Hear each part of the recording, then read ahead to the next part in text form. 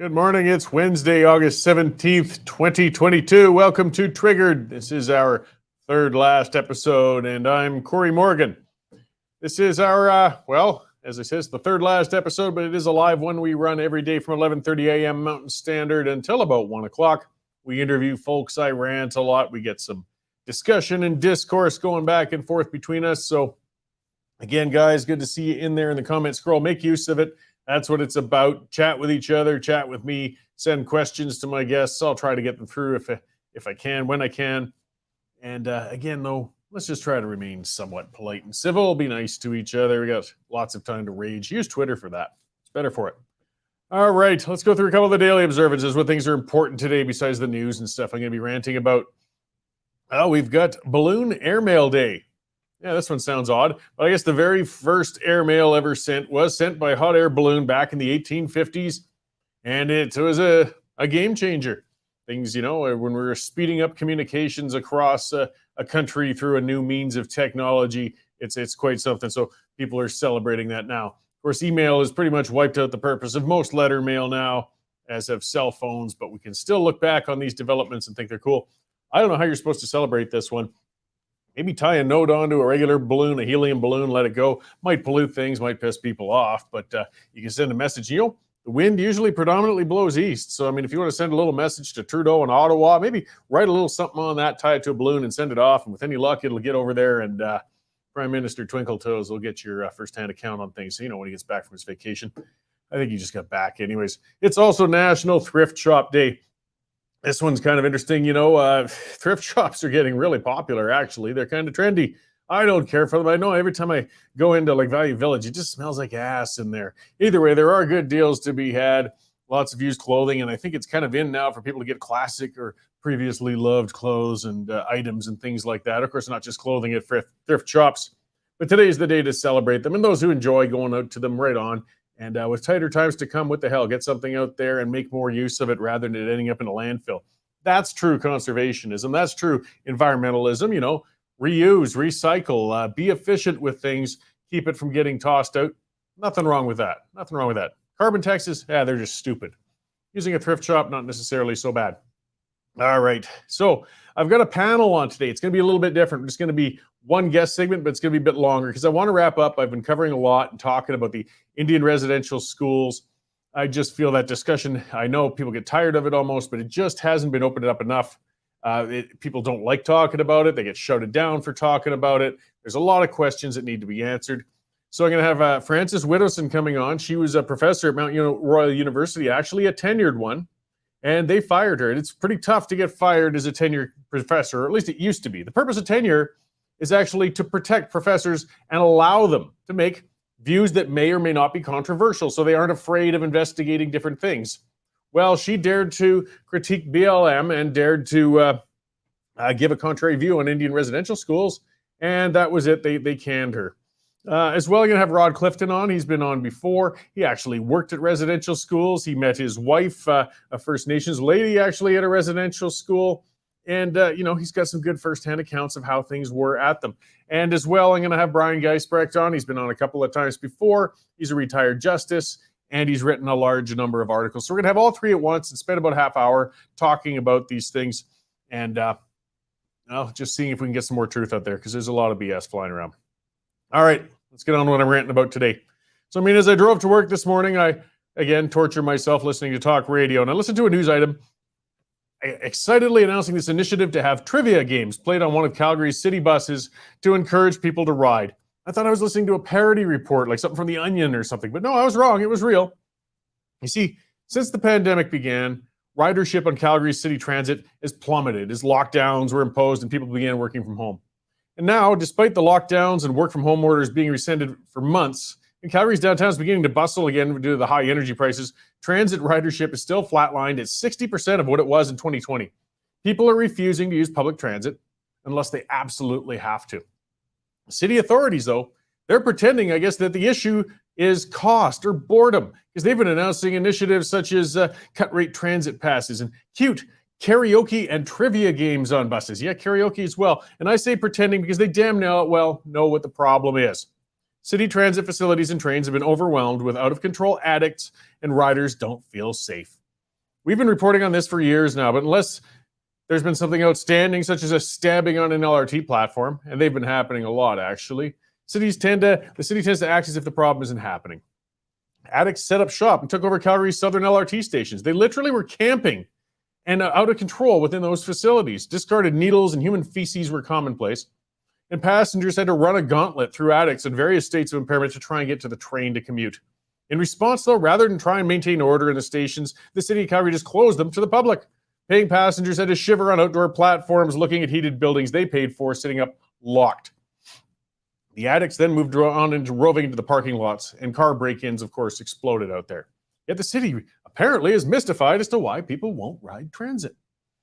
On downtown LRT platforms, if you haven't been downtown lately, guys, you see it. The shelters are crowded with addicts openly consuming meth, heroin, and God knows what else. Groups of addicts gather and huddle, and while others are aggressive and shouting and throwing things and kicking windows. This is commonplace down here now. Why on earth would anybody not want to ride on that?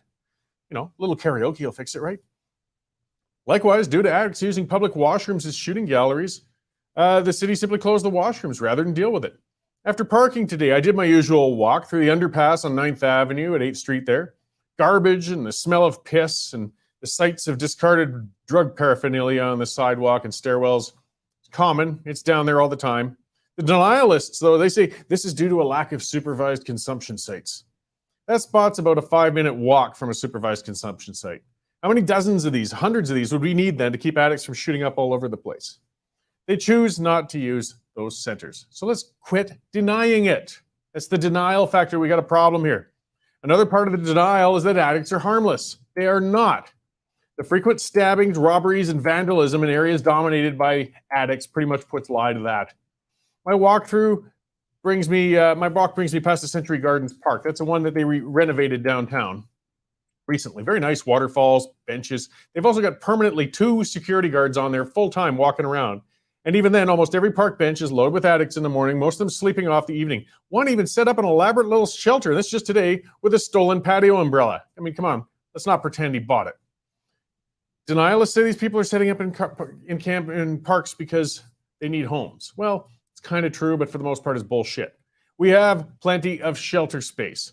They can't inhabit it because they're too out of control with their addictions. For the same reason, of course, they're not in any condition to live in any kind of permanent home right now.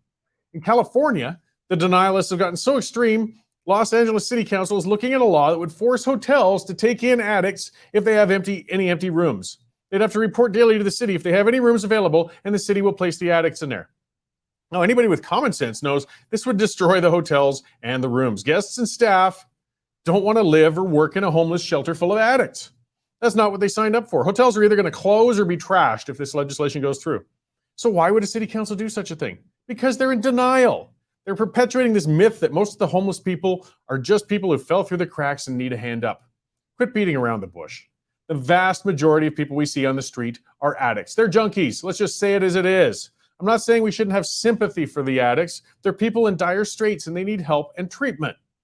We'll never solve the problem, though, until elected officials quit denying what it is. Until we start seeing some policies and solutions being proposed based on the harsh realities of dealing with addicts, we're going to continue to lose our public parks, washrooms, and transit as the epidemic overwhelms them all, possibly even hotels if we follow California's lead. Quit sugarcoating things by saying terms like vulnerable people, and quit pretending they just need a job or a home. They need to get off the drugs somehow. And this isn't an easy task by any means, but it's right where we have to start if we want to have any hope of improvement. Step 1 to recovery is admitting you have a problem. Karaoke on a bus won't be fun as long as you're watching knife fights between addicts during the ride. Stop the denial, admit the problem. It's addicts. Junkies, if you want to call it that. Until you start facing that, nothing's going to get better. All right, that's what's got me wound up today. Let's bring in our news editor, Dave Naylor, and see what he's wound up about today. Hey, Dave, how's it going? It's going okay, Cory. Actually, I'm not wound up about anything. You know, it's hump day. We're getting close to another glorious weekend. It's all good. No, true enough. Well, I've got enough rage and ire for both of us. Exactly. Hey, did you ever think if you worked for CTV, you'd have been fired long ago? I'm certain I would have by now. Unbelievable. Anyways, we've got some interesting stuff on the website today, including the return of what it appears to be the return of supersonic air travel. group in the States has sold 20 of these type jets to American Airlines, and they hope to have them, starting to be test flown by 2016. They're going to fly at a distance of or a speed of Mach 7, which is a little bit less than the old Concorde, which went to Mach 2.01, I believe. But you're going to be able to get from New York to London in just a little over 3 hours, and cut the flight time down by a half. So bring it on, I say. And our Dave Makachuk has got a look at that. Big news in the States last night, Cory, with the ouster of Liz Cheney from her congressional seat in Wyoming. She was one of the anti-Trumpers of the Republican Party, and she's been booted by Trump supporters. So we have two columns on that, one by Arlinda Slobodian, another by David Craden. An Edmonton woman who was denied a transplant because of her vaccine status has filed an appeal to the courts. So we've got a story on that. Border Chamber of Commerce's on both sides of the 49th parallel have written a letter to the feds demanding an end to the ArriveCan app, which is obviously causing airport chaos all over. Good luck to them. I don't likely see the Trudeau government changing on that one. And our good old Public Works Department are still continuing to do business with SNC Lavalin, despite that company's, shall we say, checkered past, Cory. And everybody's favorite professor, Jordan Peterson. We've got a new video from him. He's urging the global elitists to get the hell out of our lives. And good luck with him on that one too. So that's what we got at the moment, Cory. Another busy afternoon for us. So there'll be stories going up all through the day. Right on. Well, I appreciate the check-in on this third last show here, and I'll let you get back to getting more of that news copy out there, Dave. Thanks. Now I'm depressed. Well, I know you started in a good mood. I did my job and brought you down. Indeed. All right. Thanks, Dave. I'll talk to you after the show. That is our news editor, Dave Naylor, and this is the part of the show when I like to nag and remind everybody the reason we have a news editor, the reason we even have a show, and there's going to be more shows, there's going to be more productions, just this incarnation is going to be winding down, is because of subscribers. We are subscriber-based. That means we are not beholden to any form of tax funding or government. We're not asking for it. They did offer it. We did qualify for it, but we said no. It gives us a good high moral ground to stand on and allows us to stay independent. But again, we need subscribers to do that, and thousands of you guys have come through. And if you haven't subscribed already, come on, guys, get on board. It's $10 a month, $99 for a year. You will get full access to all of the columns, the news copy, all of those things, breaking things, unique things, exclusive things, for less than a regular newspaper subscription used to cost you. You don't have to toss out all those newspapers afterwards. So get on there, guys, westernstandard.news/membership. Help us out, support independent media, and we really do appreciate it, all of you guys who already have. The other way we pay the bills, before I move on to, I might as well get through that, is through sponsorships. We have advertising on here. We sell advertising on here. We are capitalists. We're unapologetic about that. And the Alberta Prosperity Fund has an event coming up, and they would like to share that with you. So have a watch here, and I'll get right back to you with some more news items. On Thursday, August 25th, the Alberta Prosperity Project and Rebel News are hosting a special UCP Leadership Dinner and Forum at the Edmonton Convention Centre. We're asking the UCP leadership candidates tough but fair questions, like how will they protect our rights and freedoms from the United Nations Agenda 2030 and World Economic Forum's Great Reset? How will they fight the climate change initiative? And how will they counter inflation? You won't want to miss this event. Get your ticket today at www.albertaprosperityproject.com. All right, so check that out there, guys, at the albertaprosperityproject.com. Okay, let's go through my panel. Still a few minutes away before we get in there. I'll talk about a few news items here while we're at it. This one's interesting, and we'll see if this expands. And this is, this ties into what I was talking about, the importance of having independent news outlets. So this story came out, a 12-year-old schoolgirl. It sounds like it was a family dispute. The mother and the girl herself did not want to get vaccinated. The estranged father felt that she should be compelled and forced to be vaccinated. And it went all the way to the Ontario Superior Court. And the judge ruled, no, this girl can choose for herself whether or not she wants to get vaccinated. You can't or shouldn't force her to be. And his statement was kind of interesting in saying, the science relating to COVID-19 is developing and the facts are changing. Now, this shouldn't be controversial to say these things. And I don't even want to go into whether, vaccination is good or bad or whatever. The frightening thing is the discussion has been shut down. I worry about talking about it on this show because once you start saying those words, next thing you know, we suddenly get suspended from YouTube again or things like that as the algorithms get us. I'm not offering advice one way or another on the vaccinations. We just need more critical discussion. This is something new. This is something different to this pandemic. We're getting a lot more facts are coming in. Things are changing. We certainly know a heck of a lot more about it today than we did a year ago or 2.5 years ago. And we should have those discussions. So having a justice come forth, though, and say this and state that, I think is a good turning point. It's showing that the discussion can even be open. I mean, I think 6 months ago, this discussion wouldn't have happened that way. And we're going to see a lot more court actions. I mean, boy, the courts are going to be backed up with things over this, everything from the truckers' convoy to bank account seizures to vaccine mandates to lost jobs. If you want job security, getting in as a lawyer is certainly a way to do it. They're backed up enough as it is. I mean, we've got Alberta. I don't know how long it takes to get something through the courts nowadays. But it seems our legislators have dropped the ball. That's where we got to rely on things to change and things to happen now is in our court system rather than through legislation. And that's where we're going to keep going. Unfortunately, our justices are appointed by the politicians in the first place. So I'm going to talk about a little something, anecdotal and firsthand before I bring my panel on too. I had to go up to Northern Alberta last weekend. And it was something for Jane. She was doing a thing in High Prairie. And I had 6 hours to myself to wander around. So I went for a drive and I went to the Grouard Mission. And what the Grouard Mission is, it's up over north of between High Prairie and Slave Lake. It's a very old site, a very historical one. It's pretty cool. There's a school there. It's now, of course, it's almost connected to a native reserve and a very large Catholic church. And next to that church, I like seeing things firsthand when I can because that location made a bunch of news last March. And just to the kind of the north and west of it, sure enough, yes, there is a great big cemetery there. And in March, we had the headlines hitting, oh my Lord, we've done GPR over there, and we've discovered 169 possible burial sites. Yes, they found graves in a graveyard. This is pretty profound, everybody.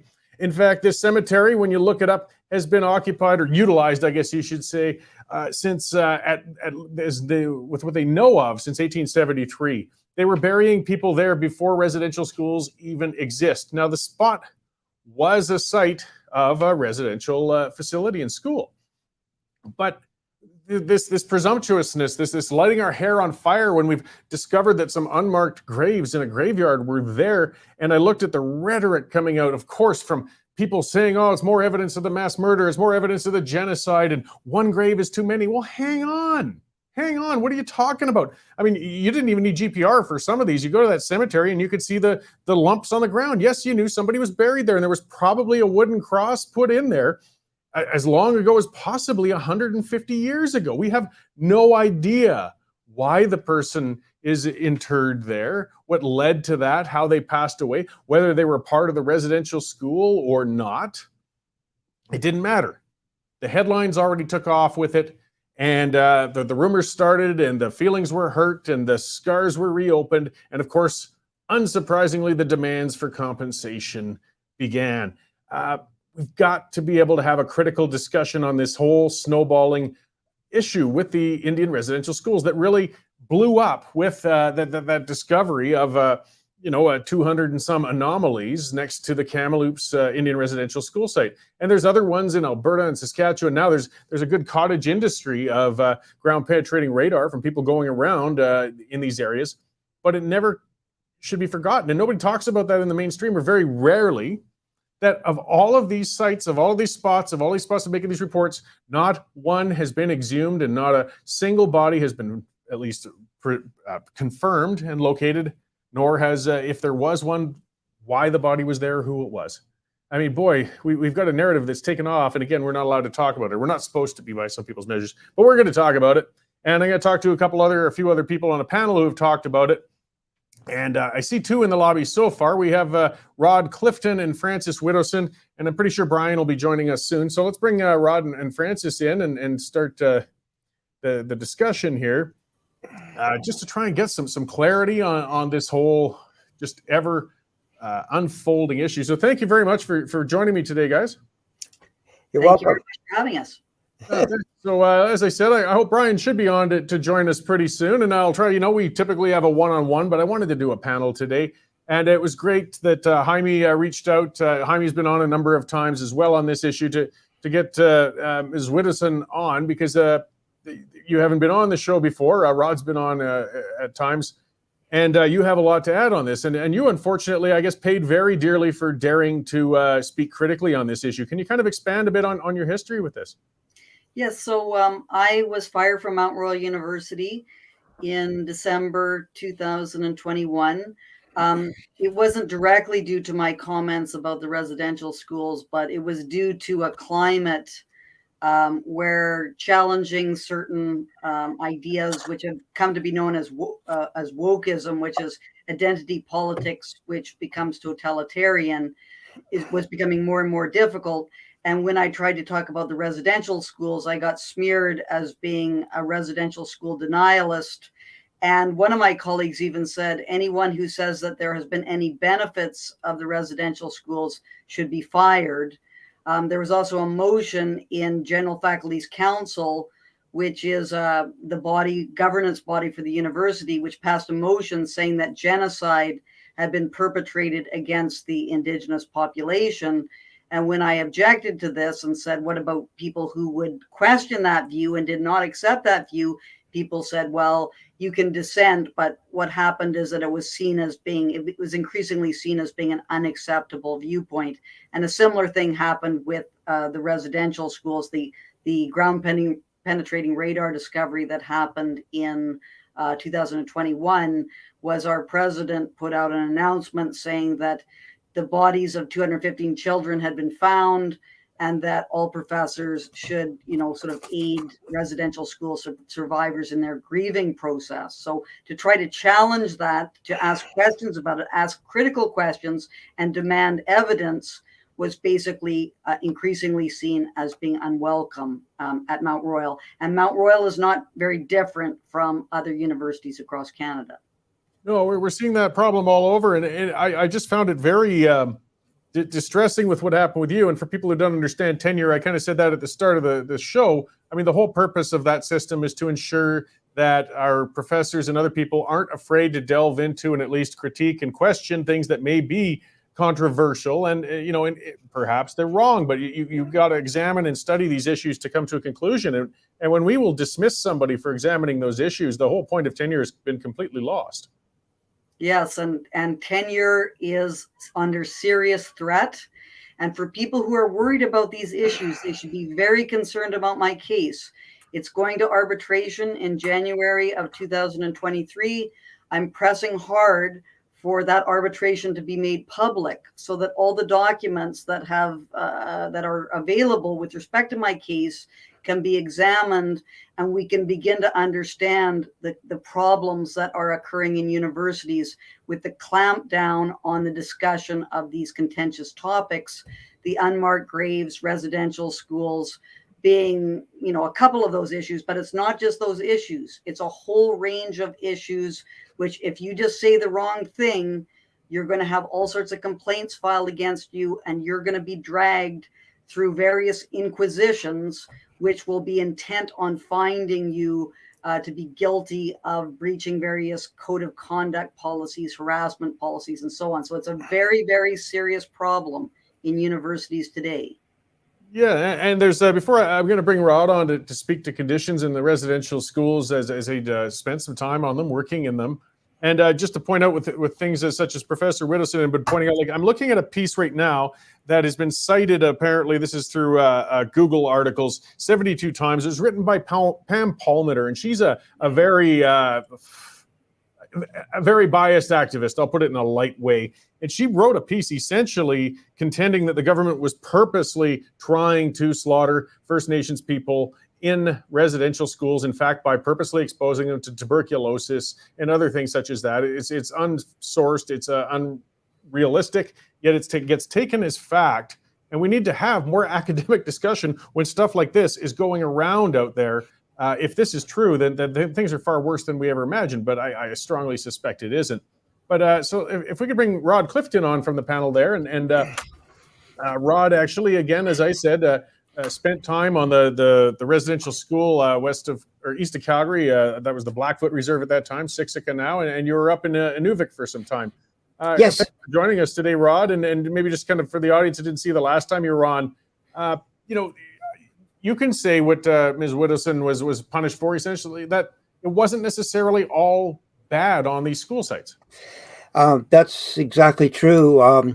My parents-in-law, who went to residential school for 8 years, and my wife, who was in Old Sun Residential School for 10 years, they went to the apology by the Anglican Church, and in the middle of the week-long session out at Manaki Lodge, which is about 100 kilometers east of Winnipeg here, they phoned and said we had to come and pick them up because the emotions were so high they couldn't even get a reasonable discussion. So on the way back to Winnipeg, I asked my parents-in-law, well, what did you learn in residential school that turns out to be something positive? And my mother-in-law, without skipping a beat, said, I'm talking to you, aren't I?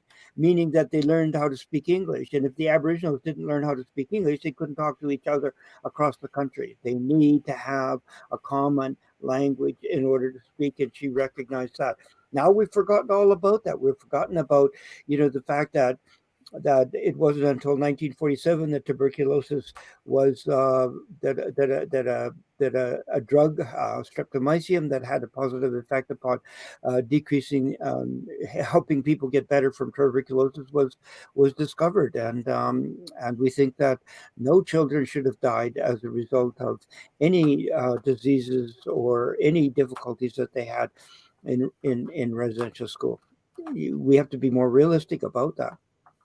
That's it. And nobody's denying that, unfortunately, when you have a lot of children in a boarding situation in a number of areas, it's a sad reality of humanity. I mean, there's always nasty predators out there who were drawn to circumstances like that. There were individual cases of abuse. We've seen that in, Indian residential schools and in non-residential, or non-native boarding schools.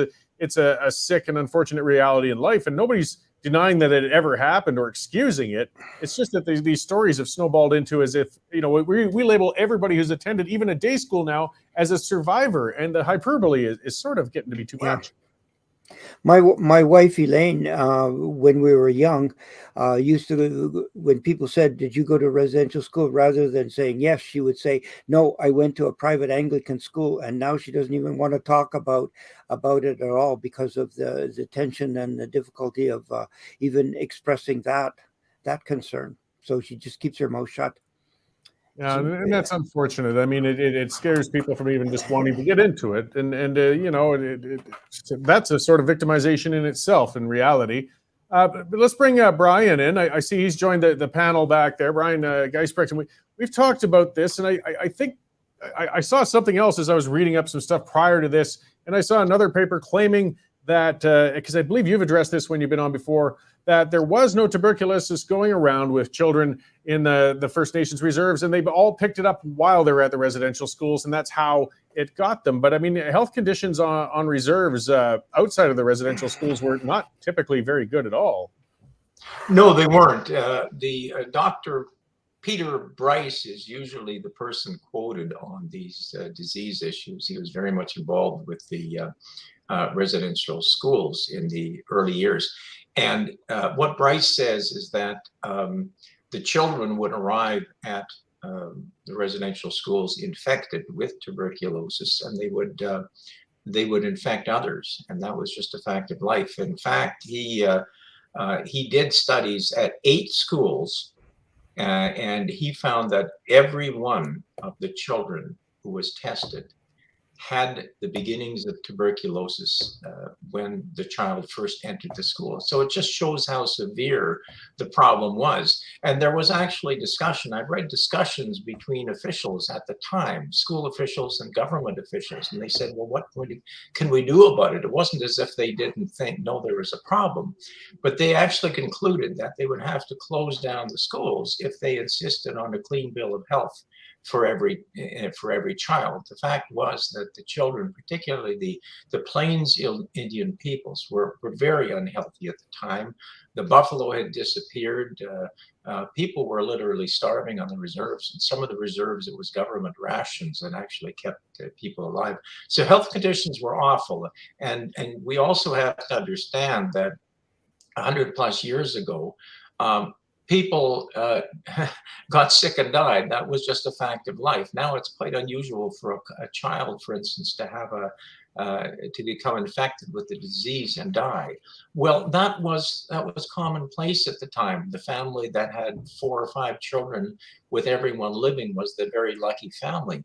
And Indians were particularly hard hit because the infection rate for many diseases, particularly tuberculosis, was very high. So death was just far too common. So I think we always have to factor that in when we're considering these issues, Cory. Yeah, and you know, I like as I kind of said before the show started, going out myself and looking at things. And when I used to work in the Eastern United States, for example, in a lot of rural areas, I've always liked cemeteries. Actually, I just find them peaceful spots to wander and look around. But something striking when you go into those family plots and areas, and you look between 1920, and you'll see whole families that were wiped out. This wasn't First Nations people. This was people with the Spanish flu nailed. And, you know, their children were very vulnerable to it and were often killed. And it was tragic. And we don't deal with that sort of thing today. But yes, I mean, due to a residential school, something like that would sweep through rather quickly. It doesn't mean there was a purposeful genocide. It just means they were in a poor environment at a time when the children were a lot more vulnerable. Yes, it does. And I mentioned the actual number of children who died at residential schools was 832. Then there were some other children who died at hospitals later. And then the numbers have been added to that. But the actual numbers aren't out of line with death statistics at the time. They were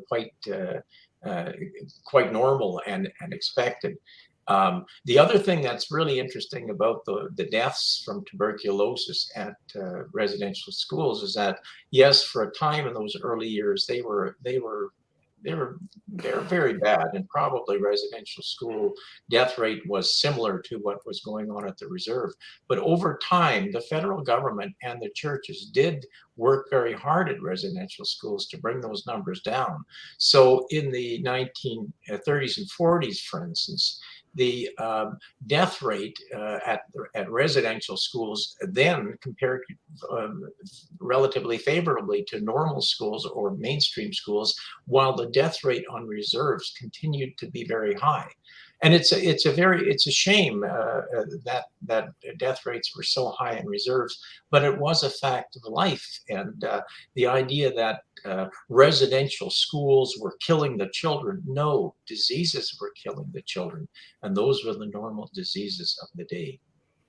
Maybe I could jump in and say something. I had tuberculosis meningitis, and I was in what was called a preventorium to prevent other people from getting it when I was a kid from 1946 to 1948, and it was pretty awful.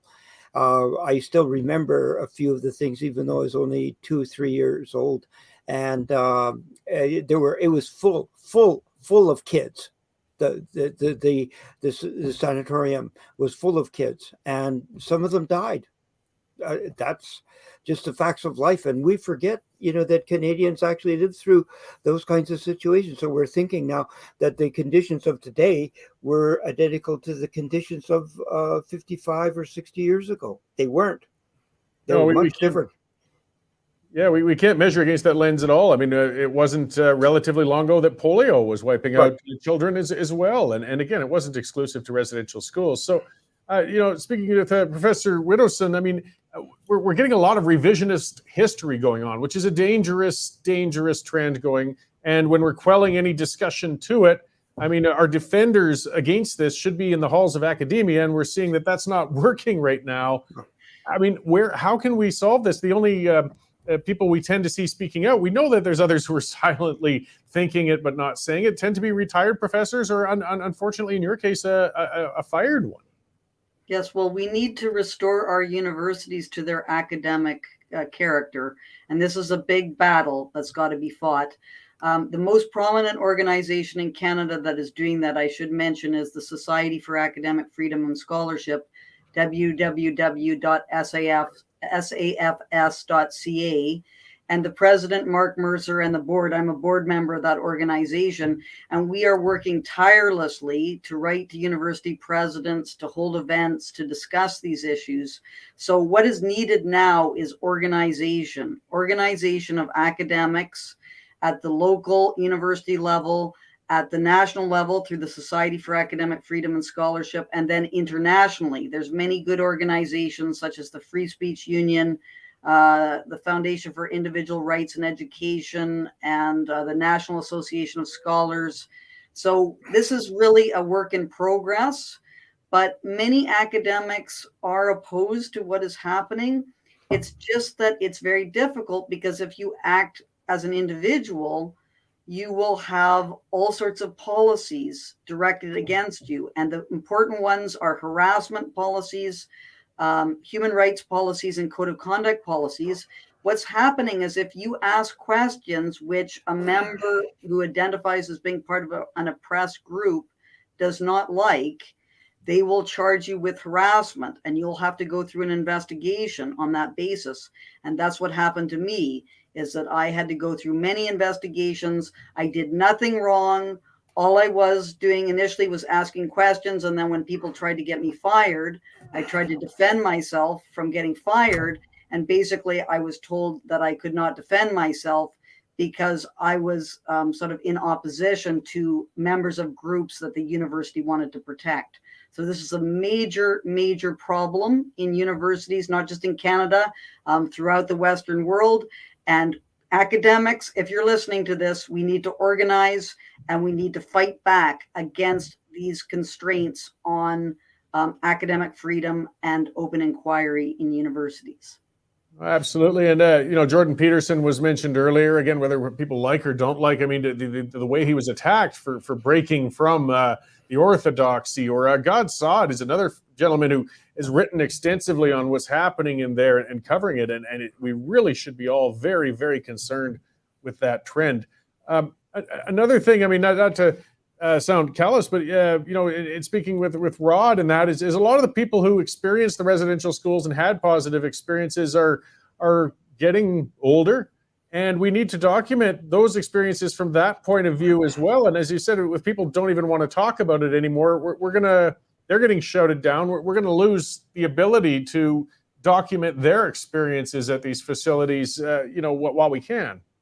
For sure. And there's a lot of positive things that people have said about residential schools, those people that have actually worked in residential schools like I have.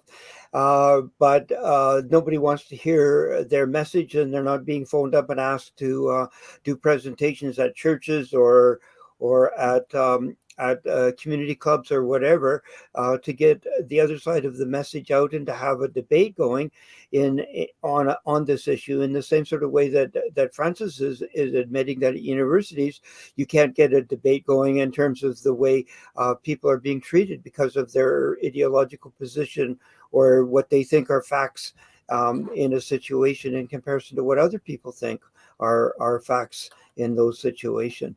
And we need to have more of a discussion about these sorts of things. We simply can't listen to people say what they think went on, and any contrary evidence can't be brought forward. Well, that's it. Anecdotal evidence and oral histories, I mean, they're difficult at the best of times, but I mean, the best you can hope to get out of those then is to get as many people offering input from their experiences as possible. Because I mean, we certainly accept at face value a lot of the anecdotes from some people saying that there were babies hung up in basements and some pretty absurd accusations that get taken as fact. And then when somebody says, well, hey, I didn't think it was all that bad there, they get shouted down. Right. Yeah. I never saw anything like that. My wife never saw anything like that, and her parents, in the 8 years that they were in Old Sun, never saw anything like that. I never heard anything like this. Now, of course, I knew about people being abused by certain people in residential schools because there were legal cases about that. But these other kinds of things are just nothing that I ever heard about. Now, it may be true, but we should have a good inquiry to find out whether it is true or not. And if it isn't true, then people shouldn't be spreading these false rumors around and destroying our society. Well, yeah, and I'll go back to Ms. Widdowson with we want to find the truth. I mean, if indeed there were 215 murdered, buried children in Kamloops, and we just got a recent report that Jaime sent me from another individual that shows records that it's very likely there's a whole lot of septic tiles and things that were buried in that area where they found their anomalies. There's a very high chance there's not any bodies down there. Shouldn't we, though, be digging these holes as soon as possible? Because if these crimes happened, the perpetrators might still be alive, and we want to get them. Yeah. Yes, and Nina Green, who is a IF Stone figure, I should mention, has been tirelessly working and getting research on these matters. And really, there's three things that have to happen now. So the knowledge keepers, that's the only evidence that we have so far, is what's been the so-called knowledge keepers and their memories. And it's not like they're lying. Everyone says, oh, you're saying they're lying. We're not saying anyone is lying. It's just that memory, especially after many, many years, becomes, clouded. And as well, you can implant memories in people. So what has to happen is, first of all, there's a report that was done by the ground penetrating radar specialist, Sarah Beaulieu. And that report has been kept secret by the band. That report should be released. There's really no other things that have to happen at this initial stage, but that report has to be released so it can be viewed by outside experts. Then there was a RCMP investigation that was initially started, and Murray Sinclair became involved in cautioning Sarah Beaulieu to get a lawyer and to be concerned about answering questions in the RCMP. I don't know where that's at, but that should be reopened. And finally, excavations. That's the only way you are going to be able to determine whether there are remains there. And that should have been done a year ago. And for some reason, we cannot seem to get that going. And it really is... I don't understand why, if you think that there are 215 murdered children in an apple orchard, why the RCMP isn't starting this process of excavations. Well, yeah, and I'd heard, again, a lot of emotional discussion from leaders and communities, and they take those quotes in the paper when it ever comes to these, is we want to get those remains and repatriate them and bring them to their families, but nobody follows up with the media to point out, well, where's the families looking for them? Where are they to be repatriated to? We haven't even found any remains yet. But the legacy media leaves that wide open, and again, our academia does. We've got a really travesty happening here right now, and it doesn't seem to be getting any better. So I think one of the ways people do this is they just declare that both the ground and the report is sacred. And if it's sacred in the eyes of certain people, you can't open it for discussion in a general way, or you can't dig into the ground to find out what's there. This would be an easy out for anybody to claim, but certain people have a priority in making that claim and keeping other people from delving into finding out what the actual truth really is. And one of the perpetrators of this, of course, is the TRC Commission itself, who made certain claims that these areas are sacred and can't be violated. Well, I mean, if somebody's murdered, the police have an official responsibility to violate that principle, and because there's a higher order principle. That is, we want to find out who was murdered and how they were murdered and who's responsible and hold them up for punishment. So I see Brian's back in. I think perhaps there was a connection challenge or something there, and I'd like to. And Brian's got of course, an extensive legal history, because this is outside of my realm of knowledge. We were discussing, though, I mean, if we perhaps have this many bodies, or if it is happening, we should be seeing a forensic investigation. The reserves and others are resisting an actual, exhuming of these sites. Is there a way, though, we could legally force then? I mean, if this is a crime scene, if this is a forensic state, if I had one in my backyard, I couldn't tell the police, yeah, there's a body back there, but I consider it sacred, so I'm not going to let you dig it up. They're not going to take that. They're going to come in and dig it anyways. Is there a way we could compel further investigation on this to get some clarity? Yeah, and I lost my connection. Sorry, so I don't know exactly what has been discussed here. But yeah, this is one of the big areas that Canadians should be discussing. What happened here? Why we got one of the biggest murder allegations in the history of Canada. We have the top chief in Canada, Archibald, claimed on BBC that tens of thousands of Indigenous students had been murdered in Canada and buried in spots all over the country. We have another one of our top Indigenous leaders claiming that there might be 25,000 and maybe more of these people. And the National Center for Truth and Reconciliation claims that there are thousands of missing children who went to school and never returned. So if true, this would be probably the worst, by far the worst crime in Canadian history. So you'd think that the RCMP would want to get right in there and investigate immediately, because if in fact it turns out, and I think it will, that Dr. Beaulieu's report is deeply flawed and that she was not detecting graves at all. Instead, she was detecting what was probably a sewage system built in the 1920s. And if in fact her report was done very incompetently, and as I say, I think that's what we're going to find. And if there are no bodies, if there are no murders, then the Canadian people have been through a heck of a bad year. The reputation of the country has suffered tremendously because we are now known as a spot where genocide occurred, where Indigenous children were murdered. And as I say, the research we've done makes it exceedingly unlikely that anybody, any child, was in fact murdered at a residential school. Other than one historical little footnote I'll tell you about in a minute, if I could.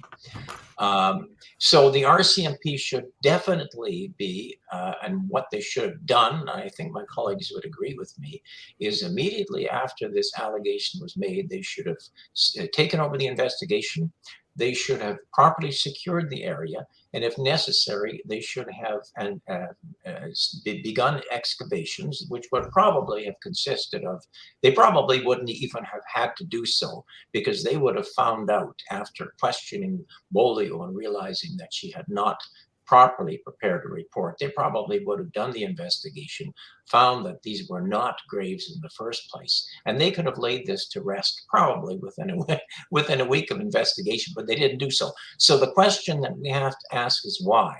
Now, what we know for a fact is that Murray Sinclair, who used to be the commissioner, the head commissioner for the TRC, contacted some people and said, lay off this investigation. Now, I'm not accusing Sinclair of doing anything wrong. He was a private citizen. I suppose that's his right to do so. But what happened next? We have to know about that, because it sounds like some important politicians got involved. And I'll see if my colleagues agree with my suspicions here. But it sounds like some important politicians got involved, and then they got on the phone to some very important RCMP people and said, don't do your investigation, stop, because you might be offending people or whatever the reasons. Now, for a politician to do that is very wrong. That's political interference at a top level. For the RCMP, if this is in fact what occurred, to simply not do their job and say, okay, well, we won't go and investigate, that is also very wrong. So I think what we have here is a political scandal, a very large political scandal that has not yet been fully fully explained. But yes, of course, the RCMP should have immediately gone involved and begun investigating properly. And this matter would have probably been laid to rest very quickly. And I don't know if my colleagues agree with me on that or not. Well, we certainly need a report. We need to have Beaulieu's report released, and that makes no sense as to why that has not been made public. Yeah. And until we have that report released, no one should have, even proceeded on any of the discussions. But everything all blew up, and so now here we are. But the band must release Beaulieu's report. Absolutely.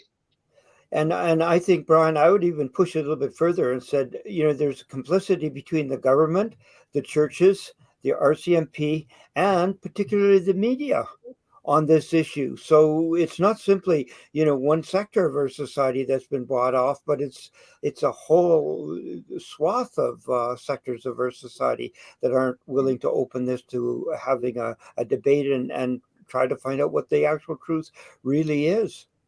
And deference. I think that one doesn't necessarily have to get into the collusion or anything like that, right. But there is too much deference for anything that a so-called knowledge keeper says when they're just an individual who has a memory, which could be flawed, could have been implanted. We cannot rely upon these memories to proceed in terms of our action. We need actual evidence, not just memories, which could have been implanted with some kind of suggestions, which has happened many times and happened in the 1980s with the Satanic Panic, which has a lot of similarities to what went on with respect to the Kamloops case. Well, and particularly, I went to a boarding school for a period of my young life. It's certainly not Indian residential or anything like that, but I remember the late night rumor mills between kids as they chatter and myths and things that are going on, and particularly in a boarding environment. And those things, if they aren't corrected, can even if it's not malicious, but inadvertently turn into what you think was a real memory later in life. It's not trying to cause harm, but we're basing a lot of settlements, a lot of accusations on oral histories that are completely unproven. Well, I think they're more than, it even goes further than that. I think these are basically, my belief is that these are basically ghost stories. Originally, these stories about priests throwing babies into furnaces and killing people and secretly burying them with 6-year-olds and that sort of thing. These are basically ghost stories that probably frightened little kids in residential school dormitories told each other. And then they have been amplified. And we mentioned Kevin Annett, who is he's one of the most destructive people in Canadian history. He has taken these stories, these ghost stories that little kids tell, and he has made them more sophisticated and believable, and he's spread them throughout the country. So they have been floating around many indigenous communities now for decades, for a couple of decades. And they've created a type of, and I agree with Francis, it's a type of hysteria.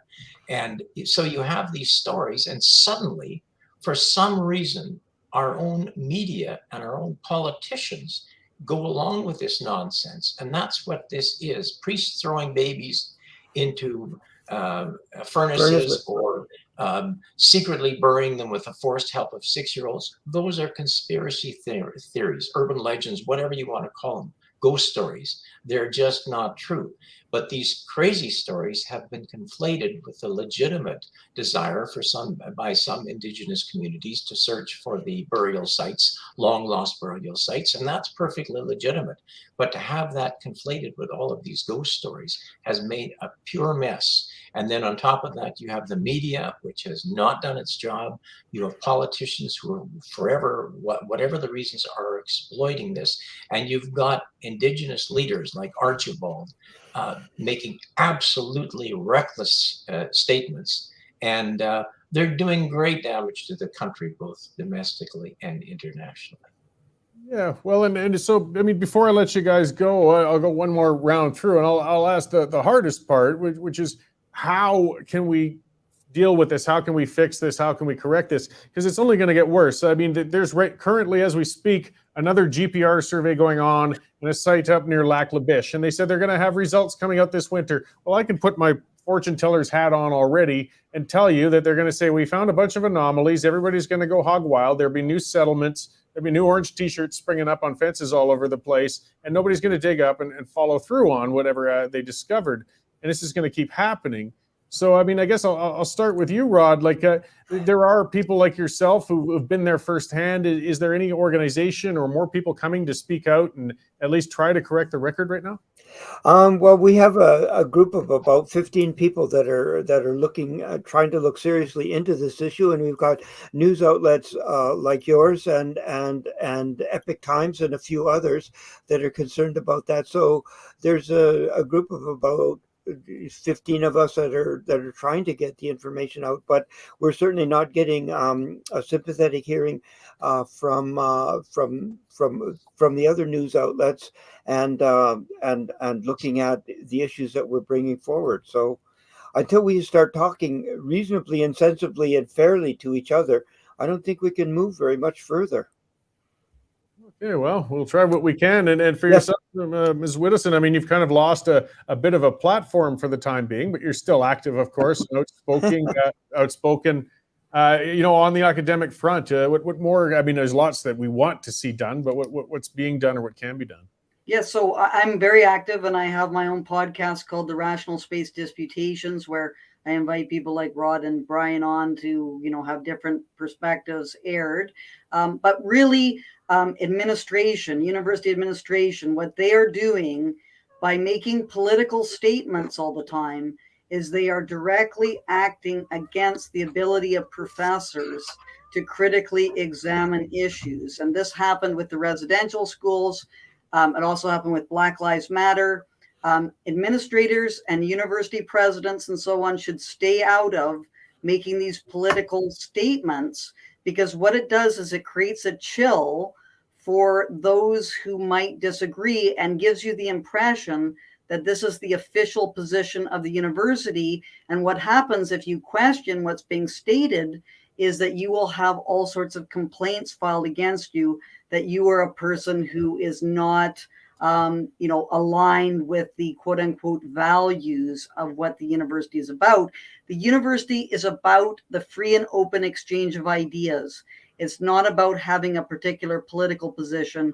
And this is a huge problem that exists. And if we can get rid of that problem and restore universities to a place of open inquiry, then we will be able to discuss issues such as the unmarked graves and the residential schools. Great. And finally, Brian, where do we go from here? Well, I think you're doing it, Cory, and I hope you will continue to do it. It's people in the media that we need. Terry Glavin's article was very brave, and he's paid a price. And John Kay at Colette. These are the people we need. Conrad Black, Barbara Kay. We need brave journalists that are prepared to take an honest look at this issue and not just write what their editors want them to write. And we have to have the editors of the national newspapers like the National Post and the Globe and Mail to get their heads out of their nether regions and start encouraging an honest discussion, not just having the authors like Tanya Talaga and these emotional appeals not based on facts. What they need is proper reporting. I mentioned Terry Glavin. There's a perfect example of an honest journalist. That's what we need, and that's what those editors have to do. Well, great. Well, I thank all three of you for coming on to talk to me today, guys. It's such an important issue, and I appreciate your being outspoken on it. And as I said, all we can do is just keep hammering on this until hopefully we get good resolution in the long run. Because if we give up, well, then the misinformation is sure to win. So I appreciate the chance to talk to you all, and I hope I get to speak to you again all soon. Thanks, Cory, and good luck in your new career. Great, thanks. Thank you. Okay, so yes, that was, again, Francis Widdowson, Rod Clifton, and Brian Geisbrecht on again, aside from Francis Widdowson, I've had the others on before, and I do want to keep the subject alive. As we know, this is my third last show, but I'm not leaving media. I'll still be writing columns for the Western Standard, and as some know, I freelance for some other publications, and I'll be doing some other specials and things like that. So I'm not letting this issue go. I'm a dog with a bone on it, because we do have a travesty going on, and not enough people are speaking out on it, and they're getting canceled for it. They're losing careers over it. It's wrong. And we got to get settlement on it. I mean, paradoxically, I'll get to some commenters on this as well once I speak to one more of our advertisers. But I like what you said, 100% truth first, then reconciliation. And that's fine, because, again, nobody's saying there's nothing that needs to be reconciled or that there were no wrongs. But we need the truth. We need to examine and get to exactly what happened. And we're doing anything but at this time. And we're causing harm. I mean, people who really believe some of these things happened, that's got to be painful to think and believe this happened to your relatives, to your ancestors, to your cousins. Let's see what happened. And we got to keep talking about it. We can't let them shut us down. Okay, so I'm going to speak to one of our sponsors again now, and that's the Canadian Shooting Sports Association. Speaking of, I guess, freedoms, property rights, things such as that. These guys have been a great organization. They've been sponsoring us for quite some time. If you own firearms, collect firearms, you're a hunter, you're a target shooter, anything like that, you got to be a member of these guys. I mean, for one, they got a lot of resources. Like any association, you can network with other firearm owners. You can see events that are upcoming, videos on safe firearm use, as well. Things whether it's trade shows and things. But most importantly, with Tony Bernardo, he advocates on your behalf. He is speaking for you on these issues against the government that's trying to take away your property, trying to take away your right to have and enjoy those firearms. So get on there, guys. If you don't stand up for yourself, you will lose. It's the Canadian Shooting Sports Association. Their website is cssa-cila.org, and take out a membership with them, guys. It's the only way you're going to win. All right, let's see. Anita Salisbury commenting saying there was a huge pool that was made in Kamloops that was dug up and no bodies were found there. Yes. And Jaime put a lot of that out on his site. I think it's Dorchester Review. I'm not sure. And again, if you Google these things, you can find them. And some of that was referenced, I believe, with the other National Post story that Terry Glavin did. There was a large septic pond that it covered, I think, about 30% of the area where supposedly the bodies have been found. Well, they wouldn't, when they dug that pool, there were no bodies found, nothing. So 30% of this zone where they feel that there was this secret cemetery, they managed to dig out a whole septic pond and not find any remains whatsoever. These are things to take in mind. And as we said, with Green and some of the reports that came to me that was sent by Jaime, there are hard records showing that there was a lot of ground disturbance in that area in this orchard where they're talking about. They had sewage disposal tiles buried there and things like that all through that area back in the 20s and 30s, which again can show up on a ground penetrating radar as an anomaly. They could very much look like a gravesite. And again, maybe they are graves. Maybe there really were children buried there. And again, well, why the hell aren't we finding out? This is ridiculous. But nobody's digging. And that's the thing. I'm going to keep questioning it. And, we're all going on pure speculation here. We've turned this country upside down. We brought the Pope back over here, who had to make a big groveling apology, which, of course, wasn't accepted by the activists because it's never enough. And let's not forget, there's a lot of people with a lot of motivation to keep this mystery alive. There's a lot of class action lawyers making a lot of money off these settlements. And we shouldn't have a settlement until we've gotten the evidence. And the evidence means we have to exhume these sites. And as I said, I was up in Gruard. That one, there were all sorts of news stories, and it shows the media as well. When I went and read up on those news stories, there's one from Global, this whole thing. And at the bottom, it was this correction. We had to correct and say these were anomalies that were found. So in other words, when they first reported that in Gruard, they said they were grave sites. Somebody corrected them later. But you see, when we put things out in digital media, 95% of our readers read it on the first couple of days. When you put a little correction on the story after the fact, there's not too many people get to see it. So they were already reporting on it as if it was graves. No, and I've talked about that on the show. I have worked with ground penetrating radar before. It shows you an anomaly. That's it. It could be anything. It could be a rock pile. It could be an outhouse pit. It could be, again, a septic tile, or it could be a grave. They could certainly identify graves. I mean, that ground disturbance will stand out on GPR, but there's only one way to find out, only one. you get a shovel, and you dig and see if there's something down there.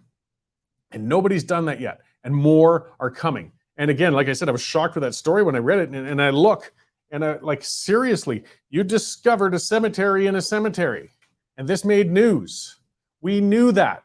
If you go to the Union Cemetery in Calgary, it's a huge one. As I said, I like going around and checking out cemeteries. I find them peaceful. They're a part of history. They're interesting. I respectfully tour them often. And you go to the south end of the Calgary Cemetery, and you'll see a big open field in there, and you don't see any graves. Well, what that was the Potter's Field, is what they used to call it back then.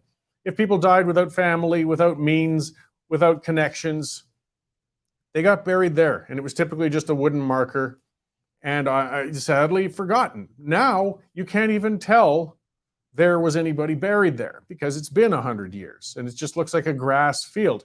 The only reason you know it's a cemetery, of course, is because it's fenced in within the cemetery. And that's what they found in Grouard. It's a large Catholic cemetery that's over 150 years old. And they're making news that we've found 169 anomalies in this cemetery. Well, of course you did. But it could be anybody under there. That could be fur trappers. That could be old people, from the church itself. Or it could be students from the residential school. But let's get to the bottom of it then. I mean, so we got more of these surveys going on. As I said, we're going to see it happening again because they're doing another one up by Lac La Biche. So I know what's going to happen. They're going to say, oh my, we found a whole bunch more. Everybody get the money. I'll get the money. I'll get the apologies. I'll get the groveling. Show the shame. No. Enough. For one, I took no part in it anyways. Sorry, I was born in Canada, but I had no part of anything that happened. So I'm not going to feel ashamed of myself. I'm not going to apologize to anybody. I just want to see the facts. If there was a dark period in Canadian history where this was happening, let's get to the bottom of it. And shutting down discussion, that just puts my alarm bells up. When you're afraid of hearing contrary views rather than countering them, that tells me you've got something to hide. Allow the discussion. But here's George Nelson. Always interesting to hear the Catholic Church apologists spin their BS. Oh, George. It wasn't just the Catholics. There were the Anglicans. There was the government. And apologizing for what? What are we talking about, George? We're talking about a whole bunch of alleged graves that haven't been proven. You don't like the church. Good for you. Either do I. I'm an atheist. I've covered that on here before. But it doesn't mean everything that the church gets accused of is wrong. I know the Catholic Church did a lot of things. We had that happening in Calgary. We had a priest who was a proven molester who got transferred here. I think it was Bishop Fred Henry who was in charge of Calgary at that time. And we found out that this priest they transferred here had already been accused or convicted of meddling with kids out east. I mean, the church does some bad things. I'm not making excuses for them. But this whole myth of thousands of children, basically when you add up all the residential schools together, being buried and hidden and murdered, is a myth. There's no evidence of it, guys. And we've got to start talking about that because we're causing a lot of hurt. Not everybody's digging in. Some of them are reading the headlines. They're reading things like Global that said it was graves, even when they had to correct it later. And we're hearing from activists like Pam Palmater, that crazy gal. I call her Orange Owl. Either way, she is an activist and she's way out there. And she claims, of course, that tuberculosis was purposely given to them almost. She was saying there was a goal to actually kill and wipe out the natives. And people don't question her nearly enough on that. We've got to cover it. And this is something, I was trying to get out of Brian, Dr. Melissa saying, has anybody written the RCMP and noticed by affidavit and registered mail? Yeah, that's what I mean. Like, isn't there a way to compel a forensic investigation, though? If there's a crime that's happened, I was hoping to get that from Brian. Is there a way a judge can order an excavation then, or, order a criminal investigation on this? How do we leave this hanging in the air like this? And more are coming.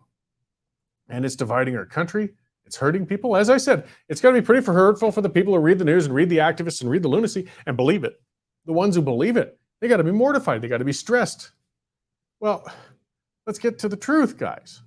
And so far, the truth shows no evidence of these secret graves happening. And it's not saying residential schools are good. It's not saying they were great for everybody who attended them. It's not saying there weren't abuses. But countering bullshit is not sugarcoating the experience that people went through in the residential schools. It's bringing the level of rhetoric back to where it should be. And, well, here we go. Blame the victim is the flavor of the day for the broadcast. George, show me the evidence, George. Show me the evidence. That's all I'm asking. I'm not blaming victims. What victims? There's no bodies. Talk to me, George. Show me the bodies. Show me the bodies. So like Pierre Poilievre, show me the bodies. Show me the bodies. No bodies. No bodies, no crime. At least not that particular crime. So, I mean, and George, if you want to wrap yourself around and think there was this going on right now, oh, now he's shooting at Conrad Black. So George has just got a chip on his shoulder. Well, not much I can do for you, George. You don't want to hear facts? You don't want to hear facts. That's okay. But I'm going to cover them here. And as I said, if they finally get in there with some shovels, do a forensic investigation, and they find all these bodies of children, I'll be right in the front of the line saying, let's get on the examinations. Let's find out who did this. Let's make them pay. Let's get to this. I'm all for it. I'll be right there.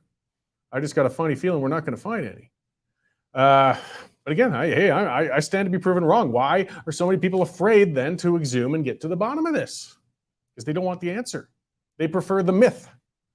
Well, when we're talking something as serious as mass murder, here's a myth. George saying, explain what the Pope apologized for. Well, he pressured, and he apologized for the residential schools. So what, George? Did he apologize for murders of babies? No, because it didn't happen. Did he apologize for the bodies found? No, because we haven't found any yet. So George, get wrapped up in your myth. You enjoy it, apparently. I mean, some people embrace victimhood. It's a security blanket for themselves. Fine. But I want facts. I'm sick of mythology. I'm tired of rumors. I'm tired of division. I'm tired of the fear-mongering. I'm tired of revisionism. I'm tired of people's careers getting ruined because they questioned this. Terry Glavin, again, a very well-established journalist, had the balls to go out and write a piece on all of this stuff as it was and put it in the National Post. And they went crazy on him for it. Why? Well, don't just go crazy on him. Prove him wrong. And they can't. So, yeah, I'm going to have these discussions. And it won't be shouted down. I won't have people, the Georges out there who just keep saying it's a victim-blaming exercise. No, it's trying to get to the truth of things exercise. That's what it is, because there's just too much BS. It gets tiresome. All right, let's talk about another sponsor. That's a little more positive, because that's one of the things that happens when you discuss residential schools. You create liberal tears, as we see on this mug. And I'd like to remind you, this mug came from Resistance Coffee Company. And these guys are the anti-woke. They're the opposite of other things. They don't virtue signal as a company through giving part of your money to left-wing causes, things like that, stuff such as that. In fact, they do quite the opposite. You can go to their website at resistancecoffee.com and you'll see a number of causes that stand up for individual freedoms. 10% of anything you buy from these guys will go to groups like the Justice Center for Constitutional Freedoms and other freedom-fighting groups for you. Plus, most important, it's good coffee. It really is. I don't have to sit here and sell a bad cup of coffee to try and keep a sponsor happy. They deliver it to your door. It's very practical. Dave was talking about it the other day. He ordered, and they got the swag, the mugs, the t-shirts, stuff like that as well. He got a mug for his mother. It took 2 days to get there. These guys are based out in Saskatchewan, a good Western Canadian company. And for your first order, you can get, I'm just looking at their empty promises. Yeah, defund the CBC. The names of their coffee are just great. Your first order, you can get 10% off. You go to resistancecoffee.com/triggered. So you get 10% off that, and 10% of everything else that was spent goes towards those good causes. So check them out, guys. Support the sponsor, and it helps support us, and you'll get good coffee brought right to your doorstep. And, wean yourself off that cheap stuff, the Folgers and crap that's easy to buy at Superstore. I know it's cheap, but it doesn't taste very good. Once you get the good stuff, it's hard to go back. Speaking of old history and things, let's see, the Hudson's Bay, that's Canada's oldest company by a long shot, eh? I'm just looking at some of the news items. They fell behind in commercial rent due to the COVID lockdowns. I mean, the Bay's been hurting for quite a while as an institution, as a store. I think their main demographic is sort of fading and dying out. And they've got to reevaluate where they're at. So the pandemic's really hurt them. It's really hurt retail too. It's kind of sad to see old institutions go like that. I mean, they're really actually a historic company that still retails today, but they're in big trouble. And the other part is, of course, a lot is mail order, as I said, with the coffee, things like that. People don't buy nearly as much stuff at the store. It's paradox. He's saying, isn't the Bay not Canadian anymore? Yeah, I'm not sure how the shareholders work, but I still look at I'm just speaking of the whole as an institution, as a company that's been around initially for so long. That's all. But Yeah, Jane. I mean, we do the amount of Amazon stuff that shows up on our doorstep daily. Wow, she even forgets some of the stuff she buys. It's great, but all the same, it really does hurt brick and mortar retailers. The Zellers was part of the Bay, though, as you can see there that Nico brought up, and they're bringing that back. That might be a good move on their part because people, I mean, tough times are coming. As I was talking with, secondhand stores, thrift shops are getting more popular and everything. Likewise with. Even new stuff. Sometimes you want to get some of the cheaper items, and it's better to go out buy quality and get stuff that lasts you a long time. But you don't always have that money on hand. I mean, I remember when I moved out on my own, we didn't have Walmart in Canada yet, even so. Just to buy, some cutlery for your apartment, even the cheap, crappy stuff. We're not talking good silverware. And when you're making, $5 an hour like I was back then, that's a big chunk out of your check. So these stores that sell the cheaper items are important to a lot of people. So seeing the return of Zellers, maybe the Bay will find a new market and build some stuff up again for themselves. Again, I don't want to see them fade away, but they might. Pamela Jones-Kennedy putting out, Eaton's, Woodward's, Sears, they're all going. There's no way to stop it necessarily. Things change, but it's still kind of sad to see them go. And Kmart, you don't hear that name often. Brian was saying that I think Kmart's still in the States. I'm pretty sure I saw someone that was down there, but I don't think they're in Canada anymore, at least not out in the West. And paradoxically, milk crate furniture in mismatched China. Yep, I hear you. Garage sale stuff. And you can make anything out of milk crates. All right. And yes, I covered that with the kids and the vaccinations. Dave talked about this in the news check-in this morning. It's with SNC Lavalin. The Department of Public Works basically saying, SNC Lavalin, they're kind of corrupt. And sure, they're criminals. And there's some problems. But that's all water under the bridge. Let's keep dealing with them. What does it take? Well, this is the corruption. This is the entrenched ugliness of our Canadian government and system, unfortunately, in that these companies, well, again, SNC Lavalin, it's a Quebec company. It's French. They're terrified. They're subsidy whores. They're much like Bombardier and some of those other constant chronic dependents on Western money. They don't want to take the political fallout of undercutting a Quebec company like that. So SNC Lavalin, don't worry, guys. The government's still going to keep throwing you money no matter how many times you get found to be corrupt and doing bad things. And as we saw how far Trudeau will go to protect his political buddies there at SNC Lavalin, because he gets away with it. He got away with it. He got reelected since then. Here's more news on the convoy. This keeps coming out, and it's going to be September 19th when those hearings begin. I'm really looking forward to those. They're going to be live broadcast. It's going to be very important to cover those things. And now documents are saying federal investigation officials warned decision makers that the police dispersal of Freedom Convoy protesters in Ottawa last winter could prompt an opportunistic attack against a politician or a symbol of government. They were worried that, if you came in with truncheons going and start hammering and clear them all out, that some nutbar is going to be inspired to go out and shoot at somebody or do something bad. Thankfully, it didn't happen. I mean, they did come out and disperse it, but the fact that there was nobody driven over to such an extreme end is good. And it shows, again, that for the most part, even though people were worked up, this was not a case of extreme people. That's the thing. The people showing up, going out to the convoy protests, they weren't, a number of people who went out surprised me. These weren't political people, yet they went out to that thing. And we're getting more and more information. Little by little, the documents are coming in. There was another one, a document that got leaked due to a court challenge about these things that showed that Trudeau warned his own cabinet 2 days before he invoked the Emergency Act, saying, international leaders are worried that we can't get control of this situation. That was part of his inspiration to invoke the Emergencies Act. Well, we're not supposed to be here to impress your friends on the foreign scene. I mean, another translation for that, of course, is probably World Economic Forum. But that document was also heavily redacted, which means a lot of it was basically blacked out, and we didn't get to see exactly what was going on there. But hopefully, the public inquiry will cover a little more of that. Let's see what else we've got. I'm just checking the comments. That's when my head keeps turning aside. I know somebody got annoyed with it. More people talk about Woodwards and things from the past. You get those memories, $1.49 day and stuff like that. And yes, somebody else, Tiggy saying international leaders, what WEF? Yes. yeah, there's still discussion. I saw that in the CBC about this big groundbreaking thing. This was funny. And it's Giancarlo Corra. He's quite a piece of work, that counselor in Calgary. But his big initiative, which was one I kind of agreed with on him, just allowing people to have a beer in a park and legalizing it. They had to do it through a whole test thing and permits and controlling it and this and everything else to let somebody have a glass of wine or a can of beer in a park. And the irony I find of this whole thing, though, is that we're surrounded by guys with needles in their arms and smoking meth and passing out and setting up camp in parks and taking dumps in the middle of the grass. You guys are worried about a law-abiding citizen who wants to sit for a picnic and have a beer or a glass of wine with his wife in the park. Don't worry, they're not gonna sit in the park because there's too many junkies to find room.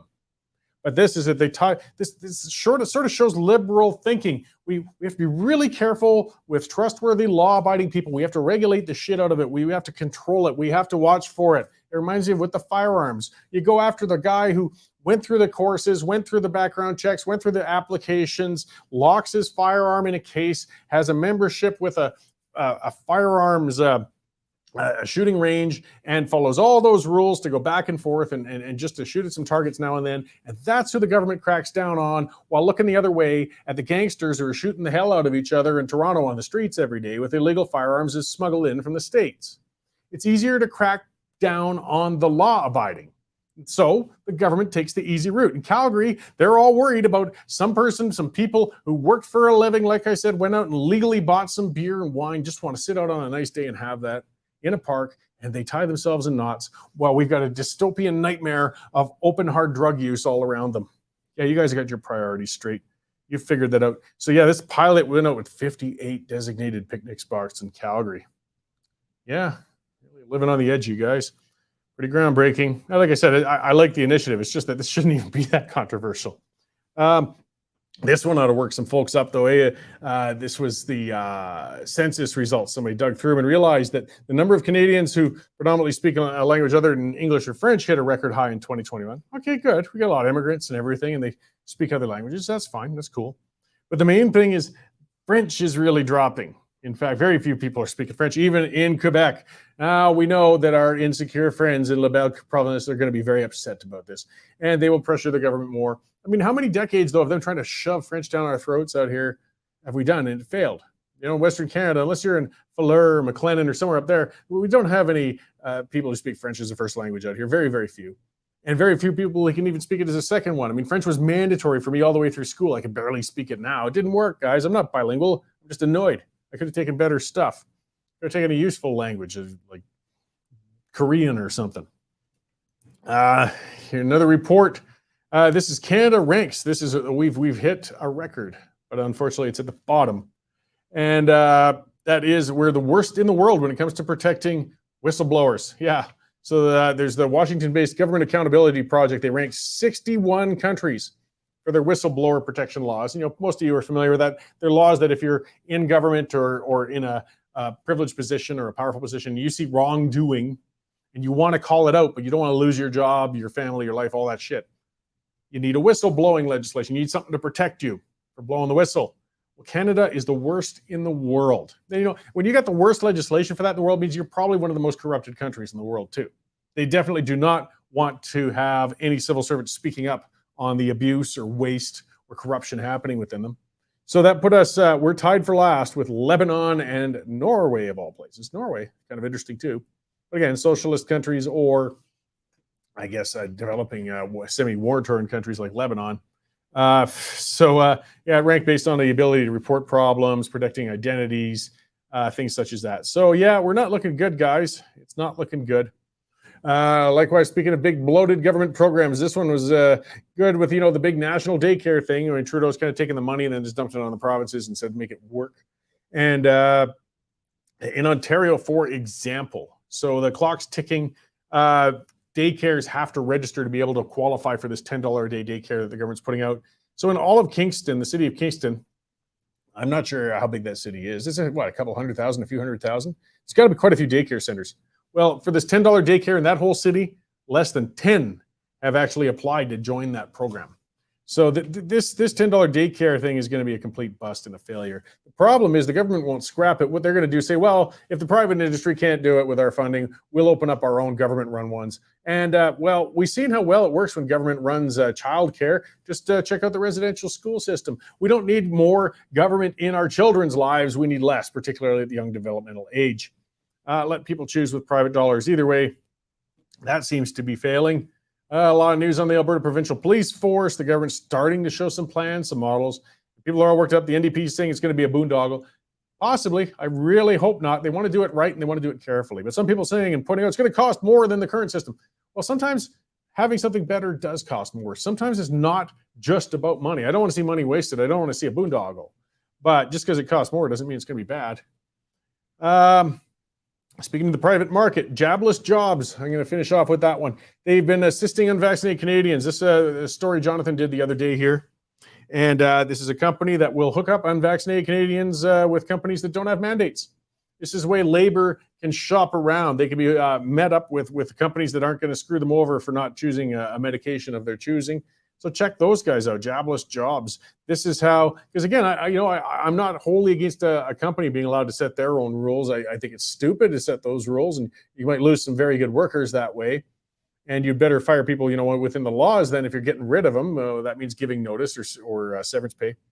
But you know what? If you're losing good staff and they're going to places like this, well, then there you go. So check out jobless jobs. These guys might have it for you. All right, I'm going to wrap it up, guys. We're wrapping up the week. I got 2 more episodes coming. I'm really going to focus a lot on our own reporters. Talk one more time with our Western Standard folks. So tomorrow I got Matthew Horwood coming in from Ottawa. We're going to check out what he's doing for stories. And our goofy newfie, though he is based in Alberta, Arthur Green is going to come on, and we're going to discuss what he's working on here on the Alberta news front. And, of course, I'll have a new rant, and we will have some other issues and news items to cover. In the pipeline, of course, will be coming on tonight. That's our weekly show where we talk about a few of the provincial issues with Derek and Dave and myself. So thanks for joining in today, guys, and thanks for the comments, and I'll see you all again tomorrow at 11:30 a.m.